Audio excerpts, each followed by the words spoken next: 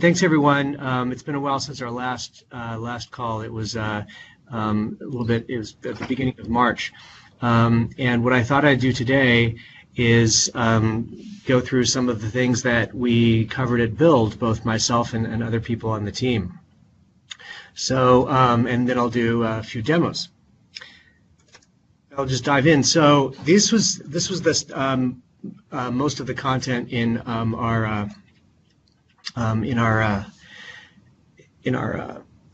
in the blog post, although I added a few things here. So one of the biggest announcements was an app store for enterprise line of business apps, and I'll show you how that will work. I'll demo that. Microsoft Teams apps, at least some of them, are now listed in AppSource, which I'll show you. SharePoint pages as tabs. We don't have too many great demos of that because the SharePoint team is better at creating pages than we are, but I've got one to show you that looks pretty good. We announced support for adaptive cards, which is something we're pretty excited about. It'll be at a card format that you're going to see adopted across all Microsoft, or at least most of the communications products at least, plus Cortana. We have been working hard on getting the Microsoft Graph APIs finished, the ones we did announce last year, but now we're also fleshing them out for automating the provisioning and lifecycle of Teams. I'll talk about that in a second. And also we announced that we finally have some APIs for reading messages in channels. We announced some enhancements to the Microsoft Teams App Studio tool to streamline the development process. We announced support for apps and group chats, particularly tabs in group chats, which will be nice. We announced that we are finally have the ability for bots to send and receive documents in one-on-one chat, and we partnered with the OneDrive team for that. That's one of the reasons it took so long, because in general, you don't want to have bots having access to files in the general case, so we wanted to do it in such a way that it was compliant and utilized the existing security and compliance models for Office 365. And last but not least, I want to show off a new feature that is actually one of my personal projects called Task Modules. Okay, so let's go into a little bit more detail. So this is the line of business app store. I think we feel if you'll find this referred to by a bunch of different names. Sometimes we call it Enterprise App Store. Sometimes we call it LOB App Store.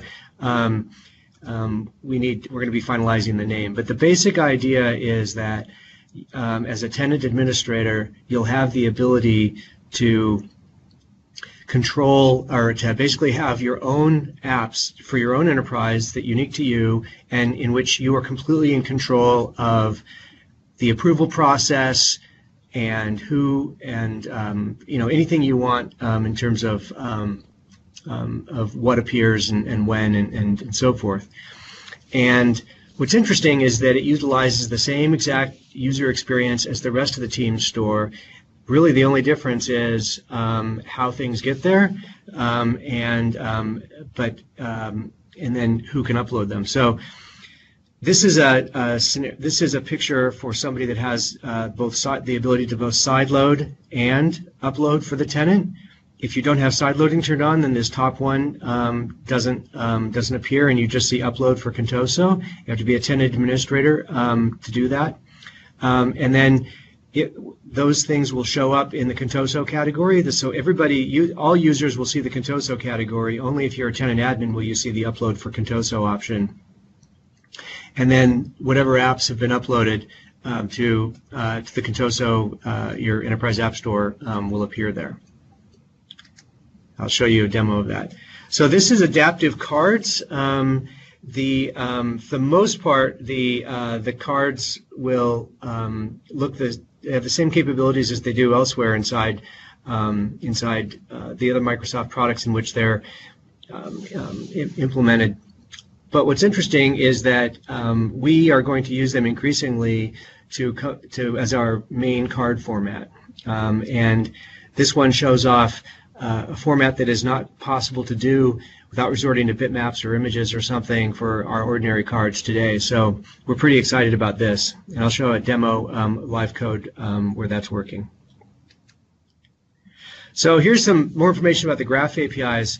So so this summer, we're going to be releasing early in the summer, the current Teams Graph APIs from preview, which is the endpoint graph.microsoft.com/beta, to general availability, which is /1.0, v1.0, and that includes the create and deleting teams, adding members and owners, adding and removing channels, and then changing the team settings.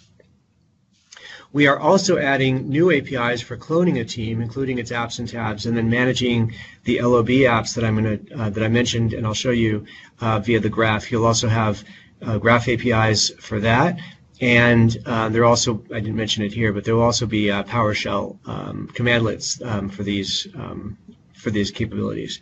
So taken together, the first wave of the Teams Graph APIs are designed and we think will be ideal for the automated provisioning of teams, users, channels, and so forth, and managing the life cycle of those teams. We looked really hard at what were the set of APIs that we need to do first, and this was what we came up with, is that people wanted the ability to do this type of thing for automated provisioning, but also managing the life cycle. So a number of companies have approached us with requests for, well, I want to start up a team for this subgroup, and then when it's done, I'll delete it or archive it. And the idea is I want to have an application that can control the orchestration of that process.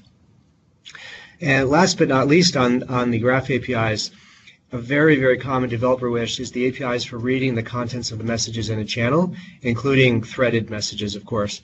And we're granting that wish with the messaging APIs for Graph, which will also be on graph.microsoft.com/beta soon. They are up and working now, and we are just in the process of getting that onboarded to the beta endpoint. We didn't quite make build, but we were almost there. Okay, so that's Graph. And I'm not sure how many people are familiar with App Studio, the Microsoft Teams App Studio. But there's two big features that we are working on, one of which, the first one, actually shipped. So by cloud manifest storage, by that I mean when you upload a manifest, or when you edit a manifest inside Teams or inside the App Studio, it's just a file on your hard disk, and it only lasts, it's kind of, well, it's a file on your hard disk, but when you upload it, it's only associated with whatever browser you were using and whatever device it was in. So it was impossible to have a canonical version of it, one that was like the master version of the app definition. So we've now added cloud storage associated with your tenant, and when you upload it, every time you go into App Studio, it'll be there. So you may not have noticed that that was a problem, but anybody who used it for multiple machines or from a browser and the desktop app found that, it's like, well, where is it? And that's why that feature wasn't there, but it is now, and that's shipping right now. The one I'm showing here, the feature I'm showing here, is something we're very excited about. If you've ever created a bot, you probably, or if you've created one recently, you probably have realized that the UI for creating bots and editing their settings has migrated from the bot framework portal to Azure. And even though it's possible to create a new bot using the old UI, you kind of have to know there's no UI way of getting to it. You have to know what the URL is. It's pretty complicated. And just in general, having to bounce back and forth between the bot framework and Teams was a source of confusion, and also it was very error prone, especially for hackathon type events. In a group of 30 people, about a third of them kind of got lost because you have to go back and forth and copy paste settings back and forth, and some of that's still around, but the basic idea is that you'll never have to use the bot framework portal again, and you can do it all within Teams. You still have to go we still call the under the covers, a bot is a Microsoft application, and so you still have to register it there. But in general, it's another step on the journey towards having a seamless end-to-end creation and editing experience within Teams. So this should be coming out, I'm hoping sometime in June. There's some things we have to get through, but it's up and limping now. So very soon. Okay, some other features in the works. One of them is apps and group chats, and that means both bots, but also messaging extensions will work in group chats. Maybe you haven't noticed, but they don't work today. And also, but I think the most interesting one is tabs in group chat. So you can have a shared OneNote for notes with your named group, named or unnamed group chats. That'll be it's a very requested feature. And this screenshot here is something that I've mentioning for one-on-one bot sending and receiving documents. So basically what you do is you go through an upload flow for uploading up to the bot using OneDrive. It'll go to your OneDrive. The file goes to your OneDrive, and the bot gets a special access token, a URL. Well, it's a URL with an access token embedded in it that it can use to access that file for a short period of time. And then the bot can also send you a file saved to PDF, and it'll go to your OneDrive. The fact that it's in your OneDrive is transparent. We've implemented the UI, so down below, for example, it says receipt image PNG, and then it says save to PDF, and then you get it says Contoso bot needs permission to upload this file to your OneDrive. It does so. And then you get a notification, and it's a little chiclet just like everything else in Teams. So we wanted to have an end-to-end seamless experience. It was not sufficient to just upload a file, but then how does it access it, and where storage does it go to, and why is that storage compliant? We had to dot the I's and cross the T's on this. It took us longer than we thought, but it's finally just about ready for release. It should be out in developer preview, I would think, in the next week or two. Okay, so here's some demos here. So this first one is SharePoint pages as tabs. And what I'm going to show here is actually a team, well, you'll see it shortly. This is a team, where's it going? Okay, so this is the team inside the SharePoint team that we work with on this feature is called the ODSP team, and then we have created a Microsoft team to work together. It's called the ODSP Teams Integration, and this is a SharePoint page. And you notice there's no header at the top, and that's because this is a bona fide SharePoint page. This is actually an embedded PowerPoint slide, which is pretty cool. And these are SharePoint framework widgets. This is a document library. And so anything that you can create with the SharePoint Pages platform, you can now add as a tab. With the current release, I'll show you what this looks like. With the current release, the page must be on the SharePoint team site that is associated with the group. Let me show you what that looks like. I won't actually add it, but two things. One is the old SharePoint team. The old SharePoint page it was the document library page. That's been renamed, and so now there's a new document library tab, and that's what the old SharePoint tab was. And now the SharePoint is actually where you get a list of pages. And it should be, yes. So this gives me a list of pages that I can choose. I'm not going to add to this because the rest of the team will see it.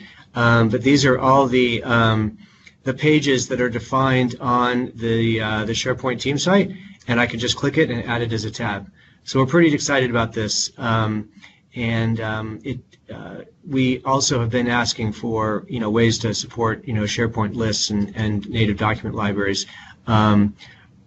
Oops, looks like it got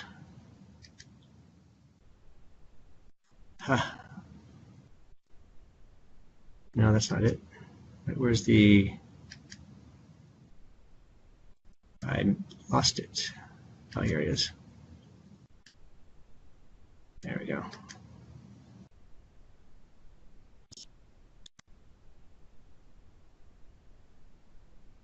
Yeah, so anyway, this is the SharePoint page. So let's go back to PowerPoint. The next thing I want to show you is adaptive cards. So you saw the screenshot before in a little bit ago, but this is actually live code. So this just got turned on inside our dog food ring. So it's fairly close to being out in preview, but I think we have some visual tweaks to go on, and we need to do a little bit more documentation, but it's very close. So remember the last meeting I demoed a hypothetical sample app for talent management. I'm going to go back to that and show it to you here. Let's see.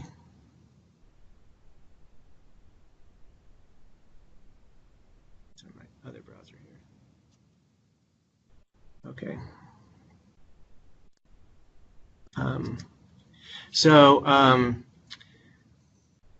Let's see.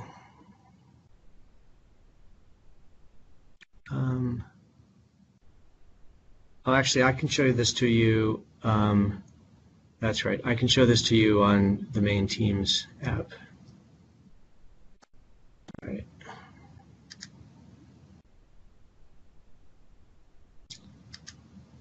Okay. So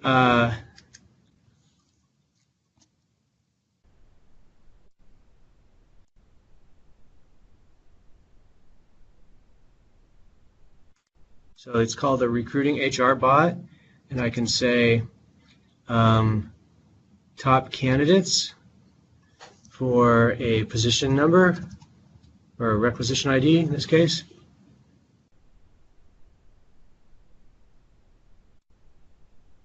Now this is running on a free Azure instance, so it's not super fast. I'm waking it up right now.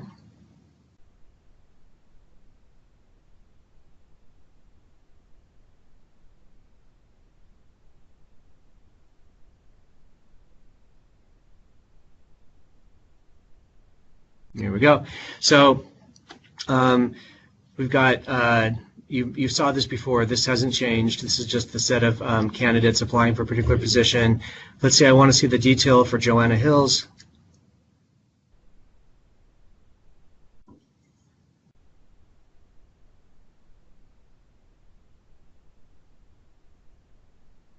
And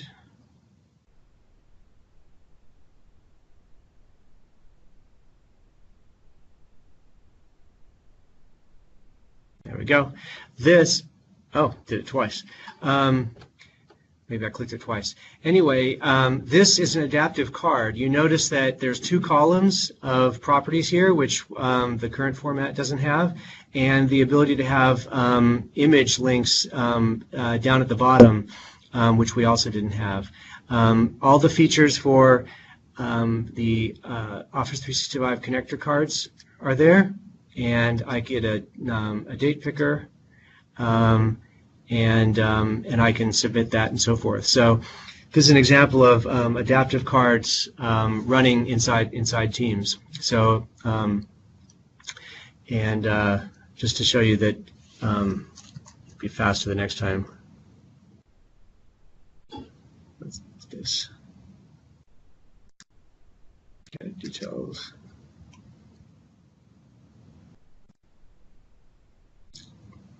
Should be a little bit faster this time. Yeah, so.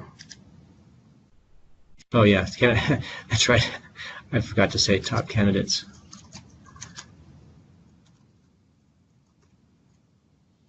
You can tell it's a demo because it takes the candidate details. It thinks that's the name of the person. So, top candidates. There we go. So you can tell it's not intrinsically slow, but now that it's woken up, it's pretty fast. So that's adaptive cards, the demo for adaptive cards. I have the app source up here. There are, I think, 47 of them right now. So here's how it works. So this is just normal app source, and when I click on it, I get my description of it in app source, just as you normally would. And then when you say get it now, you get this confirmation, and then it launches Teams, and you get the installation dialog. So this is a deep link into our installation process. What's kind of interesting, let's see if we can get back to this.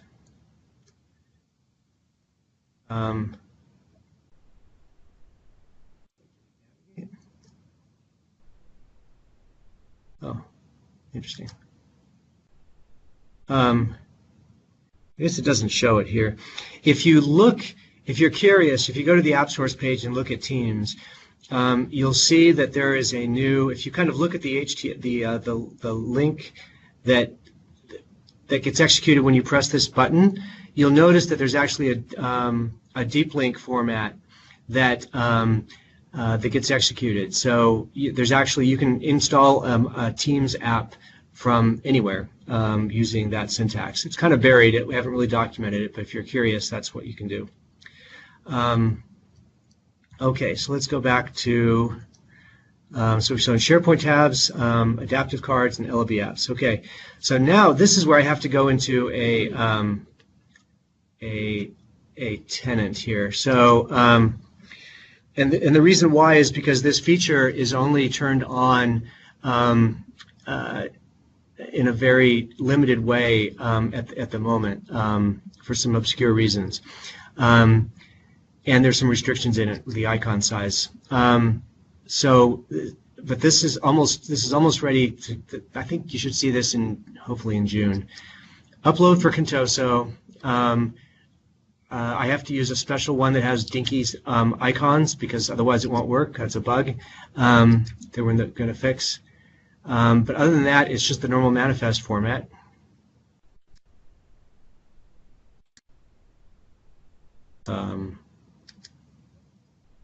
Oh, here it is. That was the directory. So it uploads it, and again, now I have a Contoso category, and I can click on it and install it just like any other app. So this is the live version of the image that you saw back in PowerPoint. Okay, so this is the line of business app feature. The other thing that we are going to add after this, I wish it could come at the same time, is some better policy controls for side loading. If you think about the end-to-end process, at the moment you have to use a test tenant to be able to upload this and test it, which is a bit tedious. We want to have better control over who can side load using a distribution list, for example. I mean a security group. Okay, so let's go back here, and now I want to talk about task modules. Oh, this isn't confidential, sorry. It says so, but it's not. Oh, looks like it's being clipped. Huh. Hold on just a second.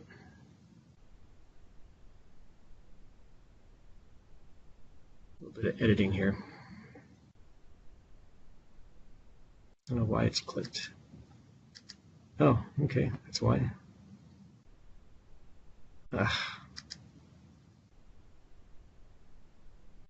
Sorry, folks. Come on, get me. There we go.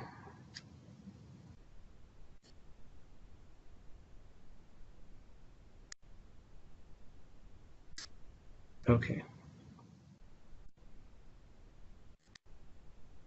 There we go. Okay, so these are the scenarios that we had in mind. So as a user, I want to initiate a workflow, complete a task in a workflow, or complete a workflow using a natural UI without necessarily seeing the other conversation participants, see every intermediate step, or making the user go through a lot of complex back and forth steps. So a great example of that is starting a poll, no matter what tool it is, Poly, MS Forms, or Pop-in.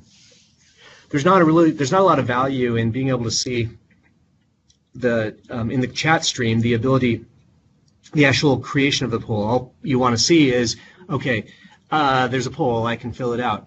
I don't want to necessarily see somebody creating the poll. That's not really helpful. Another good one of our development partners is a company called Approved Contact, and they have this cool application that makes it easy to find free busy information across several users, which is actually a difficult thing to do in a lot of scenarios. And so they want to have a modal pop-up to be able to do this right within Teams. And that's what we plan to enable. Another one is DocuSign. Last year at Build, DocuSign did this via tabs, but it was odd. You could go to a tab and you could find a template and you could start the signing process, and it worked okay, but it was an unnatural user experience because that's not really what it was designed for. So the next one is interesting. As a messaging extension, I want the ability to create new items in addition to searching for existing items. So today, with a messaging extension, say for Visual Studio, you can find an existing one, but sometimes what if you want to create a feature request or create a bug? There's no way to do that. So we wanted to support the creation flow as well as the ability to look up existing things. So that's another use case that we've been wanting to do for messaging extensions from the very beginning. Another one, so oftentimes, especially if I have a CRM system or some other kind of business app, I want to perform complex validation logic and do lookups against external systems interactively, just as I can in a web-based app. So a good example is create a new CRM opportunity or add details about a CRM or ERP entity. There's already web UIs for this. There's no sense in kind of re-implementing it with a chat-based UI. Why not have the ability to just have that in a pop-up dialog box? And so we wanted to enable that scenario. As an app, this is kind of a related one. I want to show private information in a channel. So one thing that we've been asked to do is, in a CRM application, even though people are working together as a sales team, they don't necessarily want to let their coworkers see all the information about a particular opportunity or a particular client. And so this gives you the ability to have, okay, show me the details on this record, this user, or this opportunity, or this account. But then what pops up is dependent on the security of the user, so you can authenticate the user and so forth. And so that's a scenario that would also be enabled by this feature. And kind of related to the CRM one, as an app, I want to show complex or interactive information in context. So a good example of that is a VSTS work item. There's already a rich dialog box for that. Might as well reuse it. Videos is another example. Power BI dashboards and reports is another one that people have asked for. And there's already HTML UI for this. Why not give the ability to use that within your bot or your Teams application? And last but not least, as an app, I would like to have the ability to gather arbitrary information with simple data validation and no custom client code. And this is what adaptive cards are perfect for. So one of the things that we want to enable with this feature is the ability to handle adaptive cards as a first-class scenario. It's kind of like the old days in the web where you could have a form that was filled out and the browser you couldn't do any, back in the days before there was JavaScript that was everywhere, you couldn't do the validation on the client side, but you got syntactic validation, meaning dates and times were dates and times, and text was text, and numbers were numbers, etc. You got some nice UI for that, but then the server actually validated the input, and we'll support both, but sometimes you just want to get the user to fill out some data, and then you can process it on the bot side. So we think that's an interesting scenario. So here is the demo, and this is actually the same demo that I did back in for build. Okay, so go to Teams here. Okay, so I've created a tab here to demo this.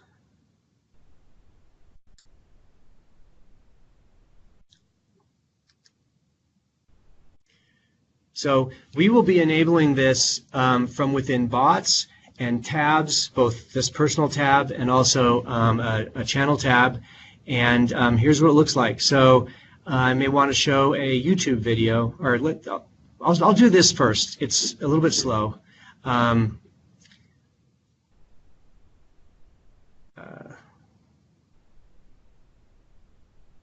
Shoot, I messed up. I forgot. This is another one where I have to run it in this requires special a special version of Teams. There we go. Sorry. This is the browser version of Teams.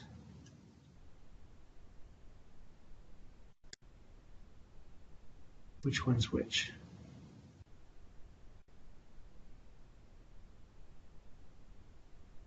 Yeah, I'm getting confused here because I have to run 3 different versions of Teams to show you this demo because this is hot off the presses. Let's see, what build can I do this in? Huh. All right, I'm going to have to show you. I accidentally got rid of the version of Teams that I can show you this for, so just a moment.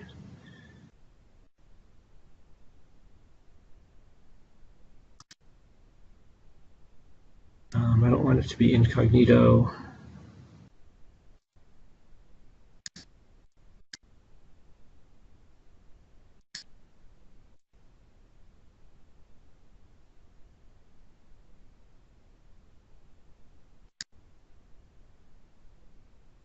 Are these both incognito? Huh. All right.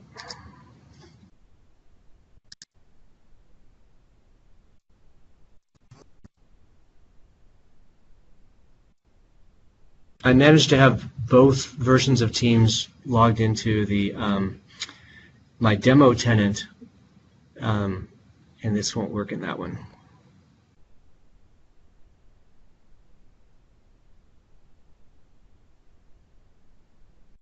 At least I don't think it will.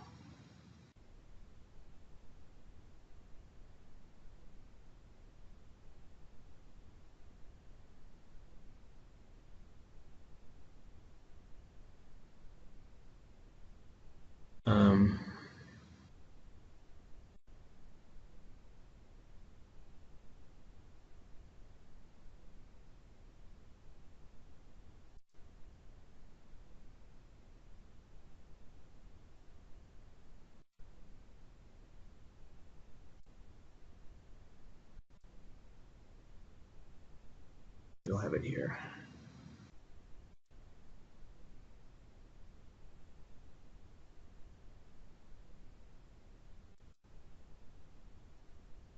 I had this working last night, you guys, I promise. Okay, I'm going to have to stop sharing for a moment and turn some stuff on.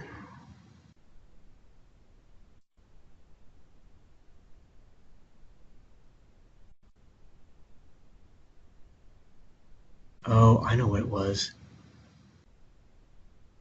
Oh, shoot, I have to have a container. Hold on.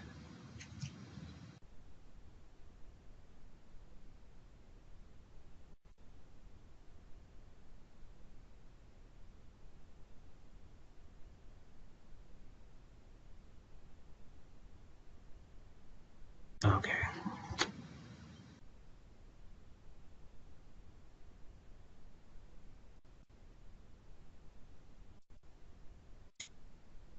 Yeah, I have to launch this in this only is working on one machine on the planet at the moment. And so I have to get the URL for that.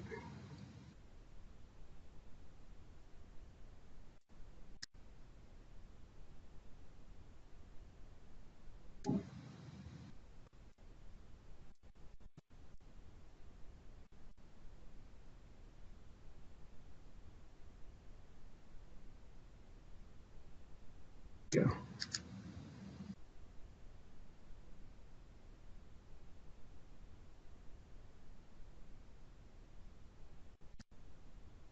Oh, maybe this is it.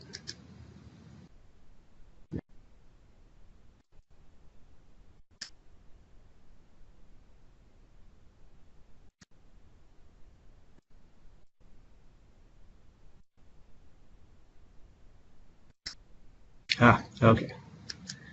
I'm back again. Okay, so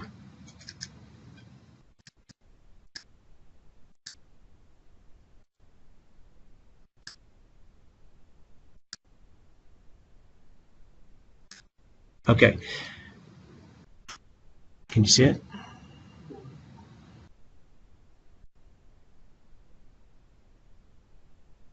Okay. Okay. Now, sorry about that. I accidentally blew away this this magic URL.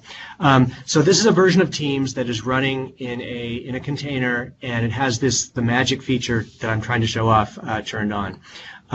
It hasn't been checked in yet, which is why this is so hard to show. Let's see. So this is the Power App. This takes a while to boot, but this is kind of slick.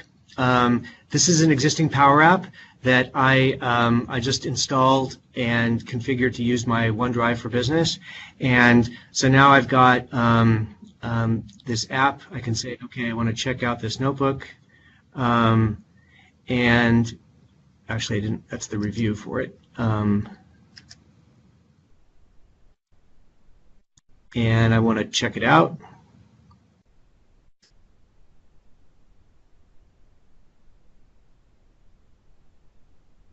Come on. I'm going to reserve it for 2 days.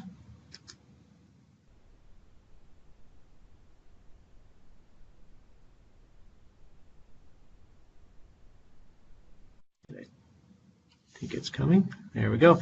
And now I can reserve that app. So if this was installed on a faster system with faster storage, then you could actually, that would work pretty well.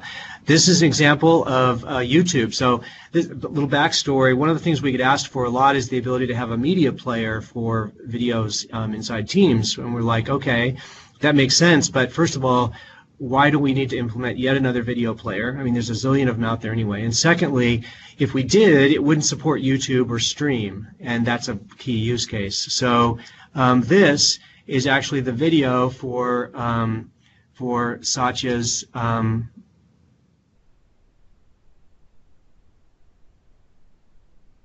I'll show you the code for it shortly. It's just an embedded video. I can also show a custom form. And I can fill this out, and I can say Guns, Germs, and Steel. That is my favorite book. And 1, 2, 3, and then click on it. And at the moment, it doesn't actually close because that's not working yet. But the basic idea, you can kind of see the idea. We're going to fix the UI for how big the video or how big the dialogue is, and not having white space at the bottom and so forth. But I think you get the idea. It's coming along fairly quickly. So that's the task module. Really quickly, we've got just a few minutes left. If you're interested, I'll show you the source code for this. There's 2 parts to it. There's the page itself. So this is the source code for the Power Apps page.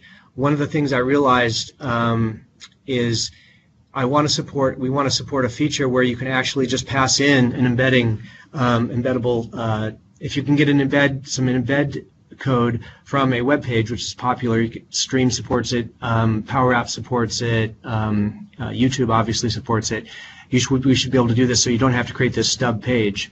But this is the custom form, and this is the code that actually is what happens when you press the completion when you say OK.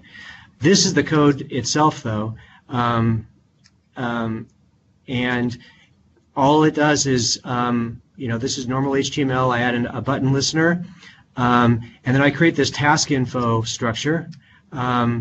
And I fill it out. I give an app ID. We're going to get rid of that because we know it most of the time. You give it a height and a width, and then you set the URL that you want to load, and then this is what sets the title, and then you say there's a new method in there will be a new method in our client SDK called task.start. But we also will allow you to launch this from a URL. So you don't need to do this in SDK, and we'll also allow you to do this from within bots as well. We'll allow you to do this from tabs and from bots and from most likely anywhere. So even like an email message or a web page, you'll be able to launch one of these task flows, and something we're pretty excited about. Okay, that takes us to about 13 minutes before the hour. Now I guess we can if people have some questions, we can cover those now. Let's see if I think we have some questions, Bill, going back to the beginning of the call. So it'll kind of just cover the number of topics. Are the private store and LOB App Store, do they refer to the same store or different? They're the same thing. It refers to, I think I still have it open. It's here it is. It refers to this thing right here. Okay, great. John asked if app permissions for the API are also being added. The answer is yes. They may actually be there in some of the APIs. App permissions have to be added on an API per API basis.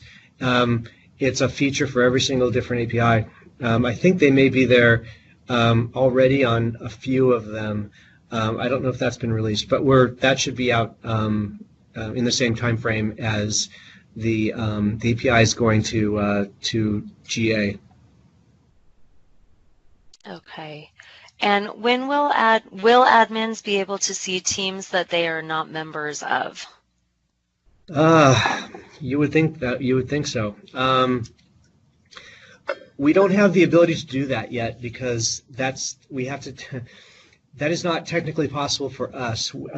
That's a limitation of the graph APIs themselves that AD does for finding out with groups. So this is something we've been working on for with the graph team on, and we hope to have that. I don't have a date for that though. It's been something we've been talking to them for a while. It's kind of embarrassing, frankly. Okay. Can you get store apps from the corporate catalog? And also, what about SharePoint apps? Can you get store apps from the corporate catalog? Well, you have control over. So this is the set of apps that appears. You have control over what appears and what doesn't. So you already have control over this. That's there today. What we're doing is we're adding things that don't come from the store and that you have complete control over the approval process. Okay. Right, so store apps do appear, and you can control which ones do and don't. Okay, and to follow on that, why are not all apps in AppSource? Oh, they will be. There's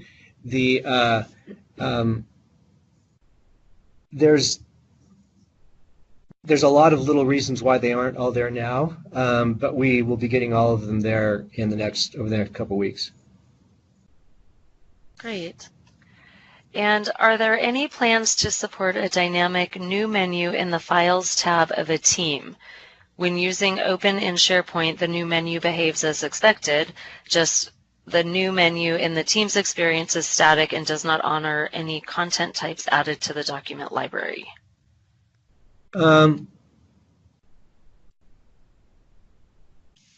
Without going into too much detail, that's something we've been talking a lot with the SharePoint team about, and we don't have an announcement yet, but stay tuned.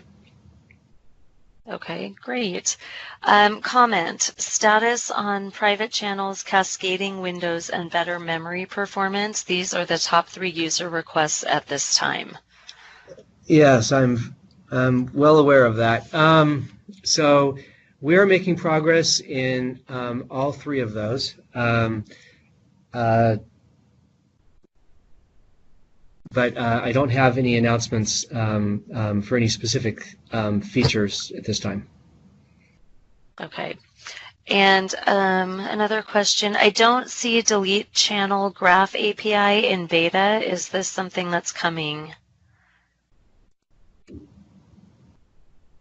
It should be. Delete channel's not there, huh? I thought it was.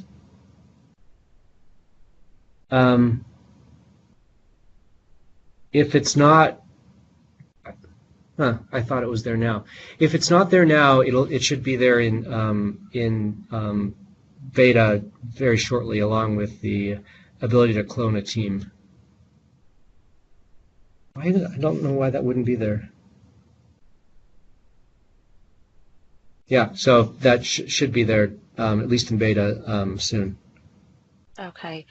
And coming full circle on the question regarding app context for graph APIs, is there a list we can look to so we know which APIs support app context versus service account only?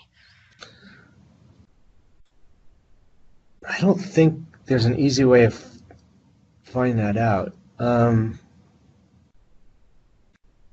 We can take an action item and ask Nick about that, Melissa, or Rahul. I don't know of an easy way of doing that. Okay, that's definitely something we can look into, though. Yeah, the graph. We use the Graph Explorer and the whole graph. For all the documentation and Graph Explorer stuff, that comes from the Graph team. I don't recall that being something that is easy to do. You have to kind of look at each one. And we could do a separate list ourselves, but I'm not sure there's an easy way of doing it using the Graph UI, the Graph Explorer, the Microsoft Graph documentation. Okay. And can you elaborate on Teams archiving expiration? Would it be through the Compliance Center? So when we have archive of a team and archive of a channel, it will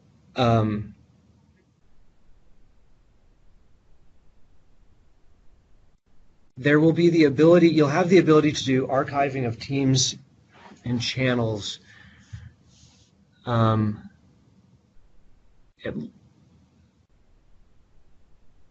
teams and channels might be different.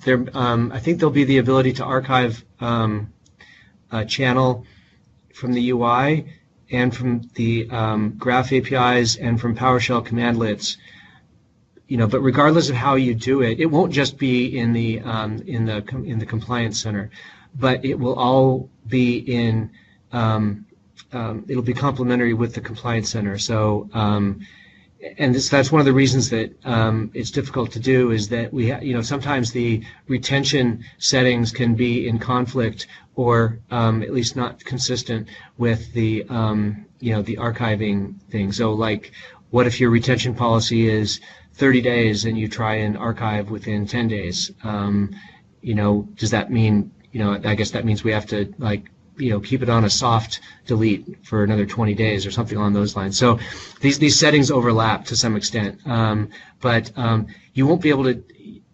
There'll definitely be some end user ability to do this, but it'll all respect the settings in the Compliance Center. Okay, great.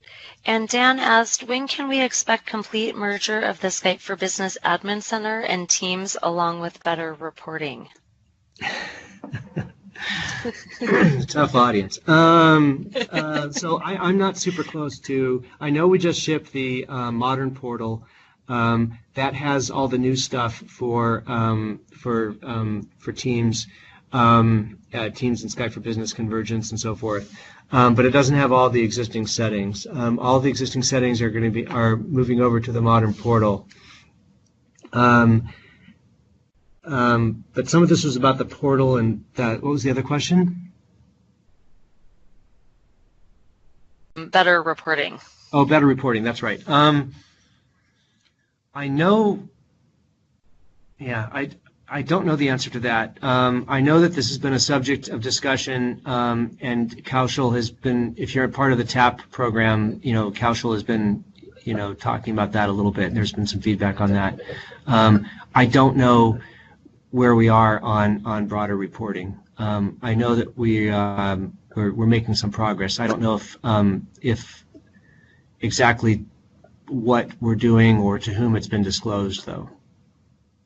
So again, okay, so we'll keep you updated. Yeah, we can follow up with Kaushal to find out, what's been communicated and how much of that we can or has been communicated publicly.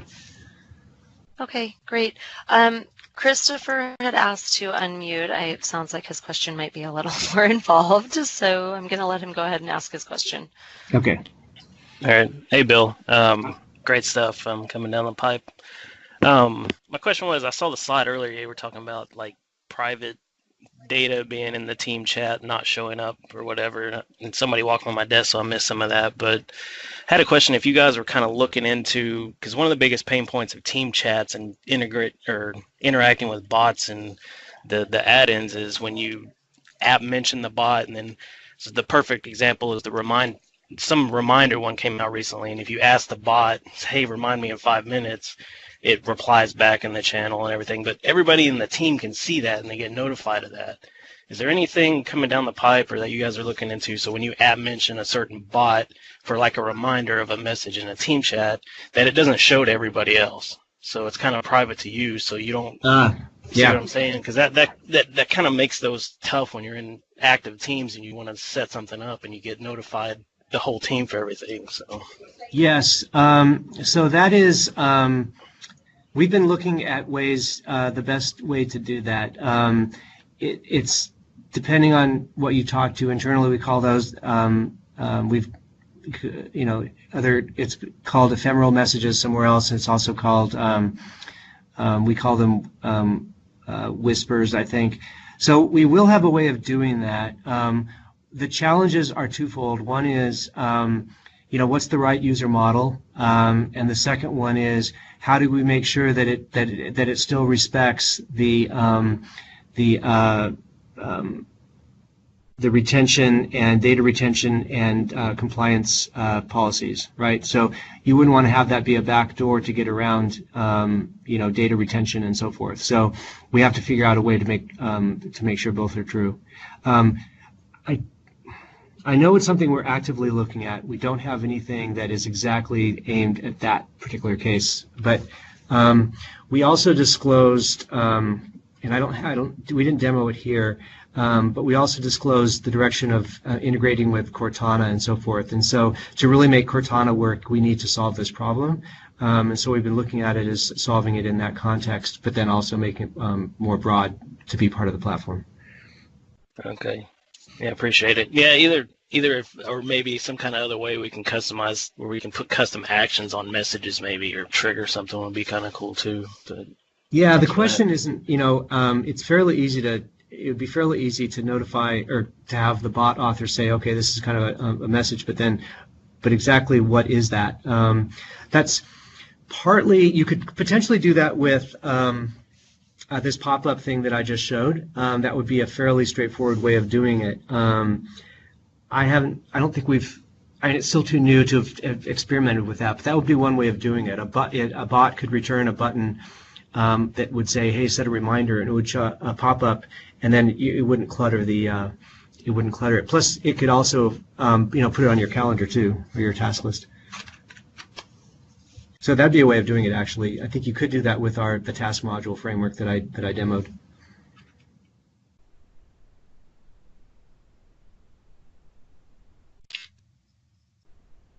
Yeah, but that initial invoke still bugs people. The initial invoke. Well, No, what I was saying, like when you actually have to call that bot to show up or that card or whatever to get that button will still yes, show to yes. everybody. Oh, I So see. yeah, that's the whole problem. Is like you want to initiate something for you on your behalf, yeah, the whole team gets sees it and Right. Something else we've been looking at is the ability to attach arbitrary code to messages and to also extend the command bar up top. So we've been looking at both of those things. So the ability to attach arbitrary commands at various places in the UI is something that would build on top of what I just showed here today. All right, cool. Thanks. Okay, we are right at time. Thank you all for your patience and understanding with our time change today, the technical difficulties, and we look forward to seeing you in a couple months. We will update the calendar invite and let you know. We'll send out an announcement letting you know that the new invite is ready to download and you can delete the old one. Thank you again and have a great day or evening. Thanks, everyone.